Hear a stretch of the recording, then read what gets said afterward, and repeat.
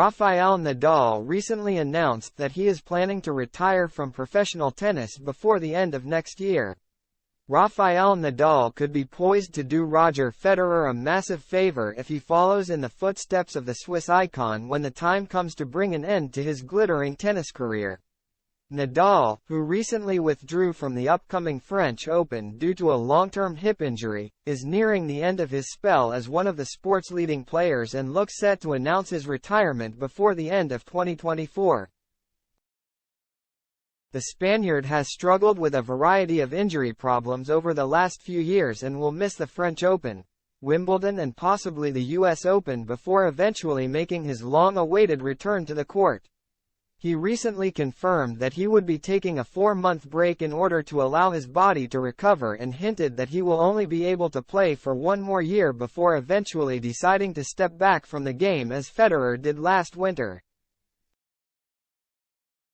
"Too many days I have been stopping with too much pain," Nadal told reporters at a press conference. "I don't know when I will come back to the practice court, maybe 2 months, 3, 4. I am following my personal feelings for my body and personal happiness. My goal is to try to enjoy next year, which will probably be my last." It seems as though Nadal could have the perfect opportunity to say goodbye to the sport of tennis at next year's Laver Cup, which was chosen by Federer as his final tournament as a professional towards the end of last year. Such a move from Nadal would serve as a major boost for his longtime rival, who part owns the Laver Cup and would surely want nothing more than for the Manacor native to grace the competition for one last time. The future of the Laver Cup appears to be uncertain following Federer's retirement in terms of recruiting high-profile players, with the Swiss legend's absence having the potential to stop the likes of Nick Kyrgios from wanting to compete at the tournament. Nadal would be keeping the spotlight on the event by choosing to play in it for the final time next year, which would be gratefully received by Federer after his own elaborate send-off last time around. It remains to be seen how the next 2 years will end up playing out for Nadal, who will be desperately hoping to steer clear of any further injury problems upon his recovery from the hip issue that curtailed his Australian Open campaign back in January. He was recently tipped to bow out with a flourish by 2-time Masters champion Alex Corretja,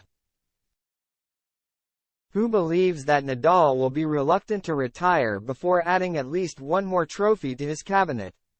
No matter how he was before, he has to assess how he wants to face what he has left from now on, but being Rafa, you always have the feeling that he still has a bullet in his chamber to do something great, said Corretja earlier this year. "You can never doubt special people like him, even if he comes from a very long injury, and the process that he will have now will be difficult. I trust that there is still that great title to celebrate with him. By a great title I mean a Grand Slam, because a Masters more or less is not going to change anything.